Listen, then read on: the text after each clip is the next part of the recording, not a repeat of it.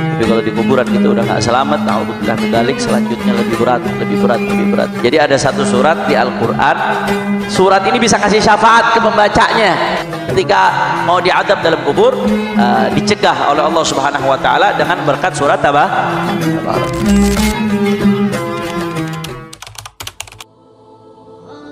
Nah, ini surat Muluk luar biasa. Surat Tabarak ini nggak main-main, ikhwan. Ini salah satu surat yang banyak keistimewaannya dalam Al-Quran. Enggak semua surat dalam Al-Quran punya keistimewaan khusus. Al-Quran secara keseluruhan keistimewaannya luar biasa banyak. Semua Al-Quran dari Al-Fatihah sampai surat An-Nas semuanya mengandung keistimewaan yang luar biasa, yang nggak bisa dibandingkan dengan perkataan siapapun. Itu Al-Quran secara keseluruhan. Tapi nggak semua surat per surat punya keistimewaan khusus. Hanya surat-surat tertentu saja yang punya keistimewaan khusus yang disebutkan secara spesifik oleh baginda Nabi besar Muhammad sallallahu alaihi wasallam. Di antaranya nih surat Muluk. Surat Muluk luar biasa. Apa keistimewaannya di antaranya? Kata Rasulullah sallallahu alaihi wasallam, suratul Tabarak hiyal mani'ah min adzabil qabr. Hadis riwayat Imam Hakim. Wa qala sahihul isnad. Dalam hadis yang diriwayatkan oleh Imam Al-Hakim, Rasulullah bersabda, ini yang salawat dikit banget, Rasulullah bersabda, suratul Tabarak hiyal mani'a min adzabil qabr. Kata Nabi sallallahu alaihi wasallam, surat Tabarak itu mencegah dari azab kubur. Ente mungkin sekarang mikirnya enteng, begitu dengar azab kubur dianggap biasa-biasa aja. Tapi kalau ente mau renungin lebih dalam lagi, ya Allah, ya Allah, maka diantara yang menyelamatkan kita dari azab kubur, suratul Tabarak hiyal mani'ah min adzabil qabr. Kata Rasulullah sallallahu alaihi wasallam, surah Tabarak, surat Al-Muluk itu mencegah kita dari azab kubur. Biasanya orang kalau di kuburannya udah selamat, berikutnya selamat biasanya, karena al-qabru awwalu manzilin min manazilil akhirah. Kuburan itu adalah fase pertama dari fase akhirat, itu kuburan. Maka biasanya kalau di kuburan kita udah selamat dari adabnya Allah Subhanahu wa taala, maka nanti selanjutnya kita bakal selamat. Tapi kalau di kuburan kita udah nggak selamat, naudzubillah min dzalik, selanjutnya lebih berat, lebih berat, lebih berat. Naudzubillah min dzalik. Apa yang bikin kita selamat ini? Salah satunya surat Tabarak dibaca. Surat Tabarak al-mani'ah min adzabil kubur. Dia mencegah azab kubur. Kemudian dalam riwayat lain, riwayat Abu Dawud dan Tirmidzi, Rasulullah sallallahu alaihi wasallam bersabda, inna suratan fil Quran 30 ayatan syafa'at li rajulin hatta ghufira lahu wa hiya tabarakalladzi bi yadihi al-muluk. Kata Rasulullah sallallahu alaihi wasallam, sallu ala nabi, ada satu surat dalam Al-Quran 30 ayat yang jumlah ayatnya 30 ayat, syuffi'at li rajulin hatta ghufiralah. Surat itu Allah berikan kuasa untuk memberikan syafaat kepada seseorang sampai orang itu diampuni oleh Allah Subhanahu wa taala. Jadi ada satu surat di Al-Quran, surat ini bisa kasih syafaat ke pembacanya. Siapa yang baca ini surat bisa ngasih syafaat sampai dia diampuni dosa-dosanya oleh Allah Subhanahu wa taala. Surat apa itu? Tabarakalladzi biyadihil muluk, yaitu surat Tabarakalladzi biyadihil muluk, surat Al-Muluk. Ya Rabb. Jadi Al-Qur'an itu iqra'ul Qur'an fa innahu ya'ti yaumal qiyamah syafi'an li ashabihi. Kata Allah Subhanahu wa taala, bacalah, kata Nabi Muhammad, bacalah Al-Qur'an, karena Al-Quran itu akan datang di hari kiamat memberikan syafaat bagi yang baca. Beruntung kita punya guru yang ngebimbing, saban seminggu sekali diajakin hataman bareng. Ya Allah, dunia seisinya itu nggak bisa ngebayar kenikmatan itu, ya ikhwan. Berapa banyak orang yang bahkan setahun sekalipun nggak ketemu sama yang namanya Al-Quran, tapi kita dibimbing sama guru kita, dipaksa mau nggak mau harus baca, diseret ente ke surga. Ajibtu liman yadkhulul jannata bisalasil, kata Nabi Muhammad SAW. Aku takjub kalau ada orang masuk surga mesti diseret-seret dulu, digedor-gedor dulu di grup. Udah selesai belum bacanya? Udah selesai belum bacanya? Diingetin terus, saudara. Kita mau hataman nih, udah selesai belum? Ambil ayat, ambil juz berapa? Ambil juz berapa? Itu ibarat lagi diseret-seret tuh kita ke surga tuh. Iqra'ul Qur'an, baca Al-Quran, kata Nabi Muhammad sallallahu alaihi wasallam. Fa innahu ya'ti yaumal qiyamah syafi'an li ashabih. Sesungguhnya Al-Quran nanti akan datang pemberi syafaat bagi orang yang baca Al-Quran. Al-Quran secara umum punya syafaat. Al-Quran secara umum punya syafaat. Tapi surat Tabarok secara khusus punya syafaat tersendiri, ikhwan. Jadi ada syafaat Al-Quran secara umum, ada syafaat surat Tabarok secara khusus. Bagaimana kalau orang udah rajin baca Al-Quran, rajin juga baca surat Tabarok? Allah, syafaah ba'da syafaah, syafaat di atas syafaat, berkat nurut sama perintahnya baginda Nabi besar Muhammad sallallahu alaihi wasallam. Jelas ya? Jadi surat Tabarok itu mani'ah. Yang pertama dia mencegah dari azab kubur, yang kedua syafi'ah, dia memberikan syafaat bagi pembacanya, Allah yang izinkan. Kemudian dari Sayyidina Abdullah bin Mas'ud radhiyallahu anhuma, man qara'a tabarakalladzi biyadihi al-mulku kulla lailatin ma'nahu Allah azza wa jalla biha min adzabil qabr. Wa kunna fi ahdi Rasulillah sallallahu alaihi wasallam nusammiha al-mani'ah wa innaha fi kitabillah azza wa jalla suratun man qara'a biha fi kulli lailah faqad akthara wa tab. Rawahu an-Nasa'i wa hasanahu al-Bab. Rawahu an-Nasa'i. Naam. Dalam sebuah riwayat Sayyidina Abdullah bin Mas'ud, ini kalau kita belajar ilmu mustalahul hadis, ini perkataannya perkataan Sayyidina Abdullah bin Mas'ud, tapi yang dibahas sama Sayyidina Abdullah bin Mas'ud adalah sesuatu yang ghaibi, yang gaib. Fadilah sebuah surat kan bukan ijtihadi, nggak bisa dinalar dengan akal. Rasulullah ngucapin fadilah surat A begini, Rasulullah ngucapin fadilah surat B dari mana? Dari mana Rasulullah tahu itu semua? Dari Allah subhanahu wa ta'ala, karena ucapan Rasulullah itu wahyu. Nah sekarang kok ada sahabat Sayyidina Abdullah bin Mas'ud tahu-tahu mengatakan siapa yang baca surat Tabarok Allah cegah dia dari azab kubur. Dari mana Sayyidina Abdullah bin Mas'ud tahu? Kan Sayyidina Abdullah bin Mas'ud gak dapat wahyu.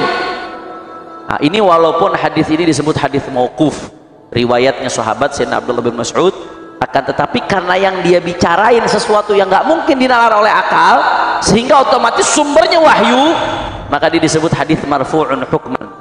Walaupun itu perkataan sahabat, tapi dia dihukumi sebagai perkataannya baginda Nabi besar Muhammad, karena nggak mungkin tuh sahabat dapetin sendiri, nggak mungkin, pasti dari Rasulullah sumbernya, pasti dari Nabi sumbernya. Makanya walaupun yang ngucapin Abdullah bin Mas'ud, tapi itu perkataan disandarkan kepada Rasulullah. Kata Sayyidina Abdullah bin Mas'ud, man qara'a tabarakalladzi biyadihi mulkuhu ala kulla lailatin, siapa yang baca surat al-mulk kulla lailatin, setiap malam.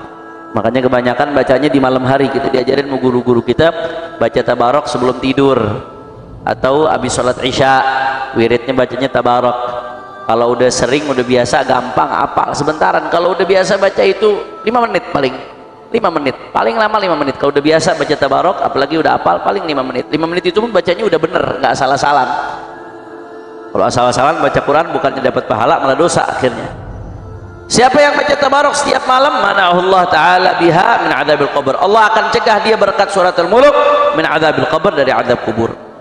Kata Sayyidina Abdullah bin Mas'ud, kita di zaman Nabi sallallahu alaihi wasallam nusammihal mani'ah. Itu sahabat-sahabat di zaman Nabi sallallahu alaihi wasallam menamakan surat tabarok dengan mani'ah, surat yang mencegah. Maksudnya mencegah dari azab kubur. Wa innaha fi kitabillah suratan man qara'a biha fi kulli lailatin faqad aktsara wa tab. Katanya sesungguhnya surat Tabarak ini, surat Al-Mulk di dalam Al-Quran adalah sebuah surat. Barang siapa yang baca surat tersebut, maka berarti dia sudah memperbanyak ibadah di malamnya. Dia sudah memperbaiki malamnya, memperindah malamnya. Dia baca surat itu berarti dia faqad aktsar, berarti dia memperbanyak ibadah kepada Allah Subhanahu wa ta'ala. La ilaha illallah. Dari Sayyidina Abdullah bin Abbas, kemudian riwayat lainnya, riwayat Imam Tirmidzi dari Sayyidina Abdullah bin Abbas radhiyallahu anhu, ada sebagian sahabatnya Rasulullah sallallahu alaihi wasallam daraba khiba'ahu ala qabr wa huwa la yahsib annahu qabr. Sebagian sahabat Rasulullah sallallahu alaihi wasallam mendirikan kemah di atas kuburan. Wa huwa la yahsib annahu qabr. Habib, gimana kok ada sahabat Nabi ngedirin kemah di atas kuburan? Kan kagak boleh nginjak-injak kuburan, Beb. Injak-injak kuburan boleh apa kagak? Enggak boleh. Gimana Beb, kok ada sahabat Nabi diriin kemah di atas kuburan? Wah wala yahsib annahu gabar. Dia nggak tahu loh itu kuburan. Mungkin karena kuburan udah lama, udah rata, dia nggak tahu kalau itu kuburan. Akhirnya dia diriin kemah di atas kuburan. Akhirnya begitu ngedirin kemah di atas kuburan, sahabat ini ngedengar fa idza fihi insanun yaqra surah tabarak alladzi bi yadihil muluk hatta khatamaha. Ketika diriin kemah di atas kuburan ini, belakangan dia baru tahu kalau itu kuburan. Dia dengar ada orang baca surat tabarok dari awal sampai akhir. Ini lihat kagak ada siapa-siapa nih. Tahu-tahu didengar ada suara orang baca surat tabarok dari awal sampai akhir. Fa'atan Nabi sallallahu alaihi wasallam. Kemudian sahabat ini datang ke Rasulullah sallallahu alaihi wasallam. Dia ngadu, ya Rasulullah, inni darabtu khibai ala gabar. Ya Rasulullah, aku mendirikan kemahku di atas kuburan. Wa ana la ahsib annahu gabar. Aku enggak tahu kalau itu kuburan ya Rasulullah. Fa idza fi insanun yaqra surat tabarakal mulk hatta khatamaha. Ketika aku dirikan kemah di atas kuburan ya Rasulullah, ternyata ada seseorang yang membaca surat tabarak dari awal sampai akhir. Padahal dilihat gak ada orang di sekitarnya. Bawahnya kuburan, tapi dengar ada suara orang baca surat tabarak. Faqala Rasulullah sallallahu alaihi wasallam, hiyal mani'ah.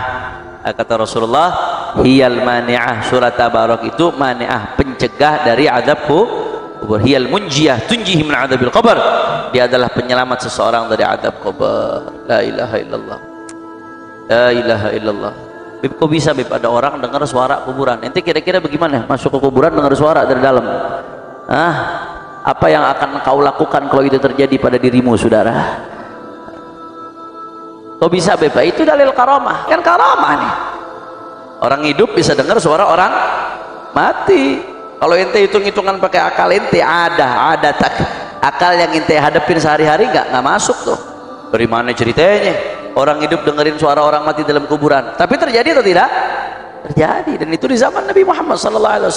Terlepas dari perdebatan sanad ini, tapi bukti-bukti karomah diceritakan dalam hadis Nabi itu banyak. Karomah yang terjadi pada selain Nabi, yaitu para kekasih-kekasihnya Allah Subhanahu Wa Taala. La ilaha illallah. Nah, kemudian di sini para ulama menjelaskan. Para ulama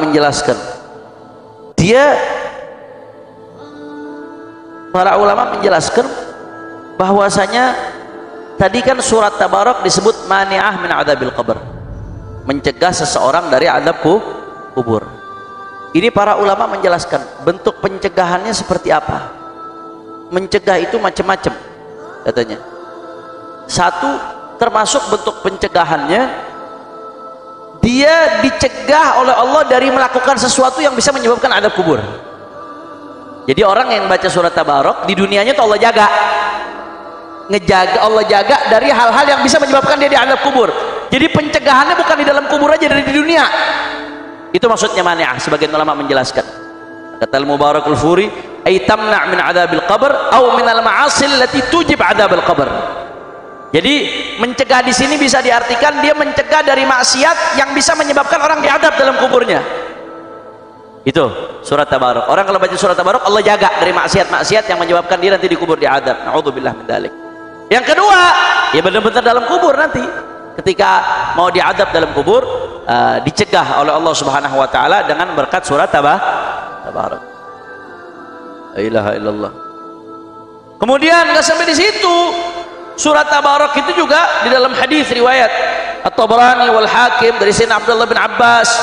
Sayyidina Abdullah bin Abbas mengatakan li rajulin, kepada seseorang, iqra tabarakalladzi biyadihil mulku fa innahal munjiya wal mujadila yaumal qiyamah 'inda rabbiha liqariha. Kata Sayyidina Abdullah bin Abbas, baca tuh surat tabarak.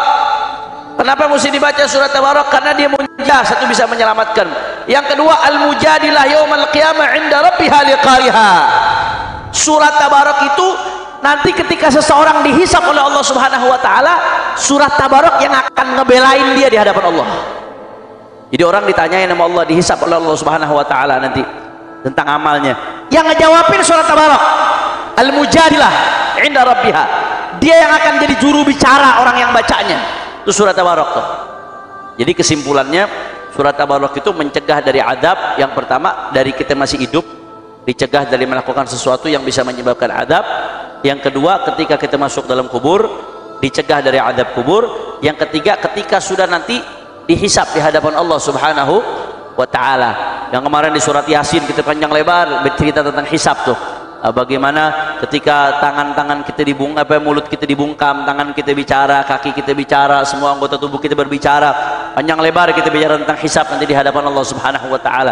Itu ketika itu tuh orang yang rajin baca surat Tabarak, yang jadi jubir dia surat Tabarak, yang jadi pengacara dia tujadil an rabbiha, yang jadi pengacara dia, yang ngebelain dia di hadapan Allah, surat Tabarak yang dia baca selama hidupnya. La ilaha illallah. Nah, mudah-mudahan Allah kasih kita taufik untuk istiqamah baca di surat, insyaallah. Nggak bisa tiap hari, minimal seminggu sekali usahain. Ente nggak mampu tiap hari, kalau bisa tiap hari bagus, ahsan, usahakan tiap hari. Kalau nggak bisa tiap hari, minimal paling nggak seminggu sekali, kayak malam Jumat, kayak i'mal walau marrah takun min ahlih. Jangan sampai kagak sama sekali, amalin walaupun sekali, makanya ente dapat. Tapi usahakan setiap hari, karena sebagaimana dosa kita banyak, kita butuh banyak yang gugurin dosa. Dosa kita udah kebanyakan, maka kita butuh banyak hal-hal, amalan-amalan yang gugurkan dosa kita. Di antaranya surat Tabarak, biar dosa-dosa kita diampuni oleh Allah Subhanahu wa taala. Sampai sini jelas atau tidak? Paham? Insyaallah. Nah, kemudian kita langsung masuk sedikit, kita baca, setelah itu baru baca maulid. Setelah ini Al-Faqir permisi, kita baca sedikit. Bismillahirrahmanirrahim. Tabarakalladzi biyadihil mulku wa huwa ala kulli syai'in qadir. Maha suci Allah Subhanahu wa taala, maha agung Allah Subhanahu wa taala, tamajjad Allah taala al-aliyyul kabir. Maha agung Allah Subhanahu wa taala, alladzi biyadihil mulku, yang mana di genggaman Allah ada kerajaan, segala kerajaan.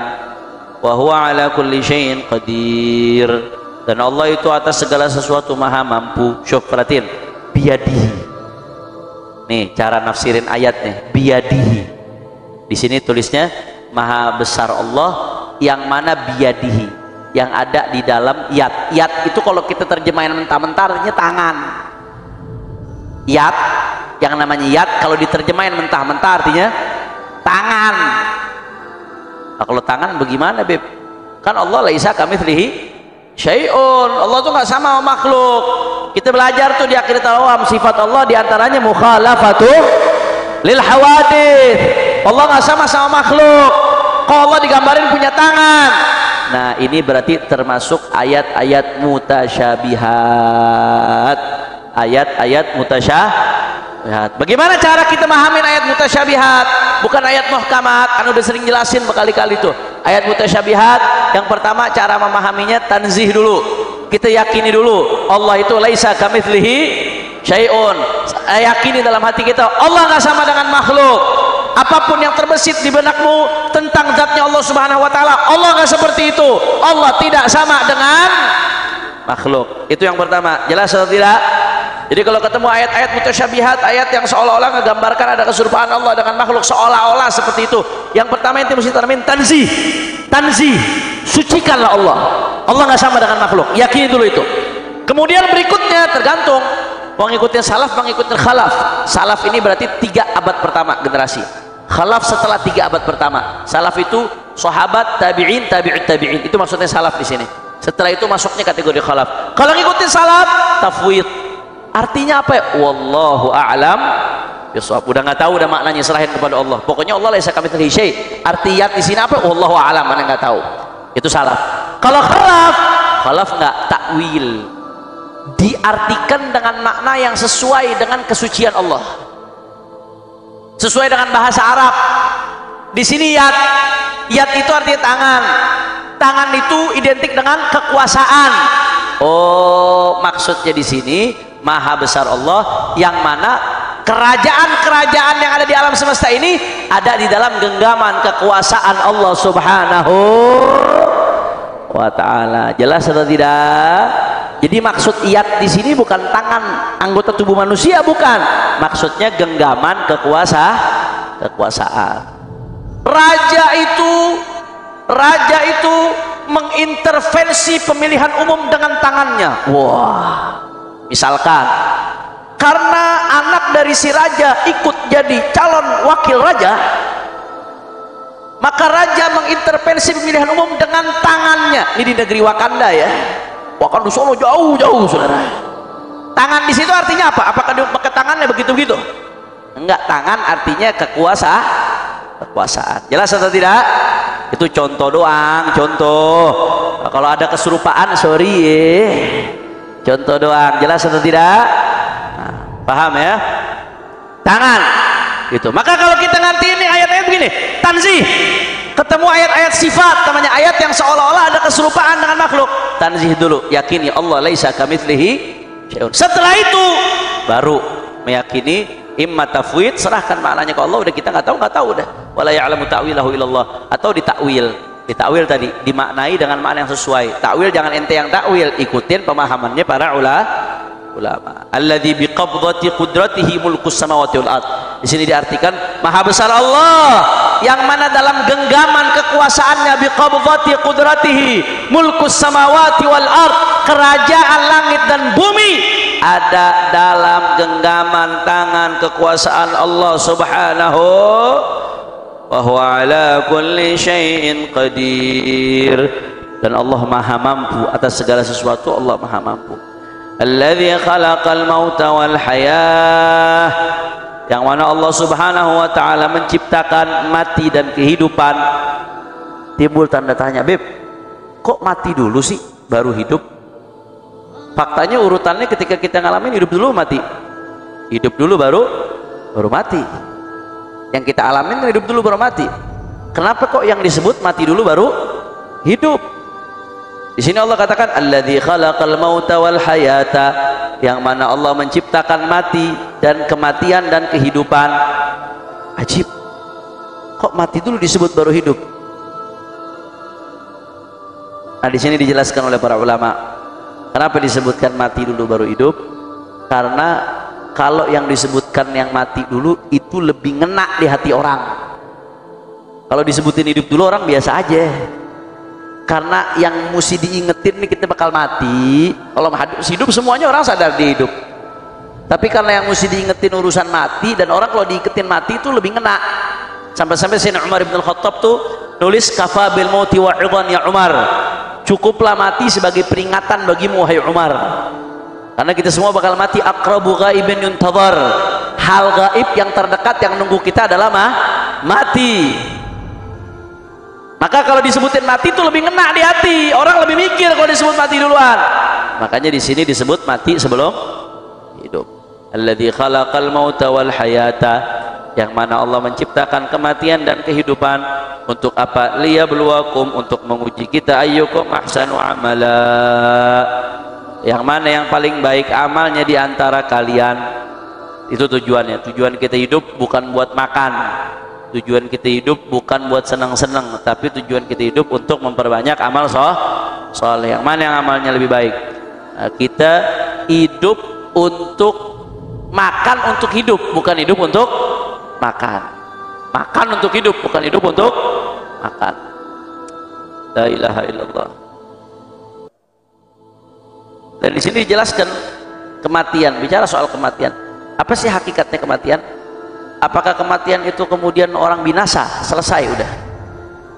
Itu mungkin keyakinan orang-orang yang nggak punya iman sama Allah Subhanahu wa ta'ala.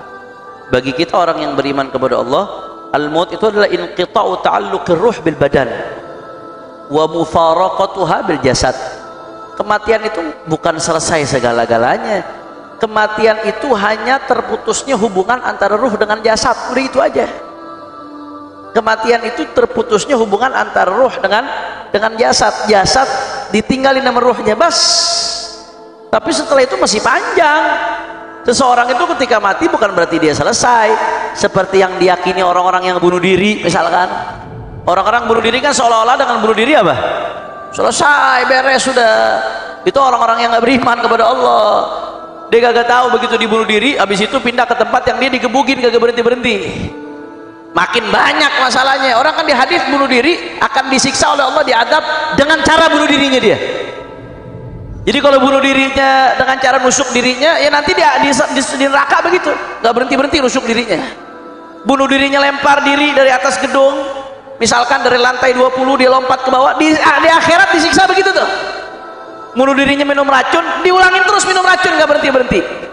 Jadi yang mikir bunuh diri itu selesai orang yang nggak punya iman.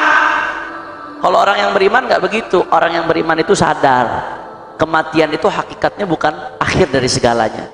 Kematian itu bukan kebinasaan. Kematian itu adalah berpindah dari satu alam dunia ke alam barzakh. Itu kematian.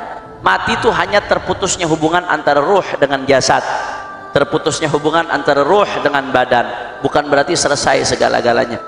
Makanya orang yang mati itu jangan dipikir kagak denger, jangan dipikir orang yang mati itu nggak dengar. Ya, di dalam hadis Rasulullah sallallahu alaihi wasallam, hadis riwayat Bukhari Muslim, kata Rasulullah, wa inna hadakum idza wada'a fi qabrihi idza wudi'a fi qabrihi wa tawalla anhu ashabuhu wa innahu la yasma' qar'an 'alihim. Kata Rasulullah SAW, ketika salah satu nanti dari kalian ditaruh dalam kuburnya, ini ketika kita mati ini kita dalam kubur, kemudian wa tawalla anhu ashabuhu, kemudian sahabat-sahabatnya nganter ke kuburan mulai ninggalin dia, apa yang terjadi? Yasma'u qar'ani 'alihim. Itu mayat yang kita taruh dalam kubur, dia dengar pijakan sendal kita. Didengar tuh, jangan dipikir nggak dengar, dia dengar. Karena dia bukan binasa, dia hanya pindah alam, nggak akhir dari segala-galanya. Qala sallallahu alaihi wasallam, dalam hadis lain Rasulullah mengatakan, walladzi nafsi biyadihi ma antum bi asma' lima aqul minhum walakinnahum la yujibun. Shallu ala Rasulillah. Kata Rasulullah sallallahu alaihi wasallam, walladzi nafsi biyadihi, Nabi bersumpah demi Allah, zat yang diriku ada dalam genggamannya, demi Allah, kata Rasulullah sallallahu alaihi wasallam, ma antum bi asma' lima aqul minhum walakinnahum la yujibun. Tidaklah kalian lebih mendengar atas apa yang aku katakan daripada mereka. Artinya apa? Jangan kalian anggap nih kalian lebih dengar apa perkataanku dibanding orang yang udah mati. Orang yang udah mati itu lebih dengar apa yang aku katakan. Mereka dengar, bedanya lakinnahum la yujibun, akan tetapi mereka tidak menjawab. Itu aja bedanya, kita nggak dengar jawabannya. Tapi memang nggak kita nafikan ada orang-orang yang Allah perdengarkan, kayak tadi tuh hadis yang tadi tuh surat Tabarok, dalam kubur orang kedengeran bacaan Qur'annya, itu kan diperdengarkan oleh Allah Subhanahu wa taala. Kemudian juga Rasulullah sallallahu alaihi wasallam dalam beberapa hadis tahu apa yang terjadi di dalam kuburan Rasulullah sallallahu alaihi wasallam. Ya, itu ditunjukkan oleh Allah Subhanahu wa taala. Tapi semuanya itu orang dalam kubur dengar, jangan sembarang ngomong ente. Mereka dengar, mereka tahu apa yang kita bicarakan. Cuman bedanya mereka tidak menjawab. Makanya Imam Al-Haddad di dalam kitab Sabilul Ittikar wal I'tibar fima yamurru 'alal insan wa yanqadi lahu min al-a'mar, Al-Imam Al-Haddad itu menjelaskan di antara yang paling bikin girang mereka para almarhum, diziarahin orang-orang yang mereka cinta, yang mereka sayang. Ketika diziarahin oleh anaknya, oleh bininya, asal sama bininya sebelum mati gak ribut dulu ya. Kalau sebelum mati dia lagi ribut, bininya dia lagi yang datang. Asal dia lagi damai, bininya lagi cinta-cintanya, didatengin sama bininya, didatengin sama anaknya, didatengin sama murid-muridnya. Jangan dikira mereka agak tahu, mereka tahu. Kata Imam Al-Haddad, termasuk yang paling bikin mereka ashabul kubur girang, diziarahin orang-orang yang dicintai, diziarahin orang-orang yang disayang. Apalagi di hari Jumat, ada hadisnya tuh, hadis riwayat Imam Tabrani, anda lupa nas hadisnya, ada tentang hadis riwayat tentang ziarah di hari Jumat ya kawan. Itu yang dilakuin orang Tarim. Orang Tarim ziarah hari Jumat itu ada dasar hadis dari Imam Tabrani, riwayat Imam Tabrani, anda lupa redaksi hadisnya, tapi ada. Nah, tapi intinya orang-orang yang di dalam kubur, begitu kita datang mereka tahu, mereka ngerasa. Makanya kalau kedatangan oleh orang-orang yang mereka cintai, mereka girang, mereka gembira, mereka bahagia. Tapi kalau kita kagak muncul, kagak datang, mungkin kalau kita bisa dengar omongannya, begitu kita datang, lu giliran duit warisan lu berebut lu, habis itu lu kagak tengok-tengokin gua lagi lu. Kalau bisa kita dengar, mungkin dia bakal ngomong begitu tuh. Sayang aja kita kagak dengar, duit warisannya diambil, rumahnya diambil, Fatihah kagak dibacain lagi, kuburannya kagak ditengok-tengok lagi, kagak diziarahin. Mungkin tuh orang tua kita dalam kubur kalau bisa ngomong, dia bakal ngomong begitu. Minimal kalau kita nggak bisa ziarah, nggak bisa rutin, minimal kirim Fatihah. Itu bikin mereka girang. Ahabbu ilaihim minad dunya wa ma fiha, lebih bikin mereka girang daripada dapat dunia seisinya. Mudah-mudahan nanti kita di dalam kubur kalau kita mati digirangin sama orang-orang yang masih hidup insyaallah. Amin ya rabbal. Kalau mau besok begitu kita mati kita digirangin sama orang yang masih hidup, sekarang kita mumpung masih hidup girangin orang yang udah mati. Bagaimana ziarahin mereka, bacain doa buat mereka, bacain Fatihah buat mereka, kirim, rajin-rajin ngirimin buat mereka, rajin-rajin ngirim. Kama tadinu tudan, apa yang kau lakukan, yang kau tanam hari ini itu yang kau petik besok. Lu nih hari begitu, besok lu dibegituin. Ente nih hari bikin girang yang dalam kubur, besok ente begitu mati digirangin orang. Tapi lu nih hari kagak bikin girang dalam kubur, warisannya aja diributin, difatihain kagak, diziarahin kagak. La ilaha illallah. Besok ente mati digituin juga sama ahli waris ente, digituin juga sama anak cucu ente. Na'udzubillah min dzalik. Kira-kira jelas atau tidak? Paham? Insyaallah. Ini saja yang saya sampaikan. Mudah-mudahan yang sedikit ini bisa bermanfaat.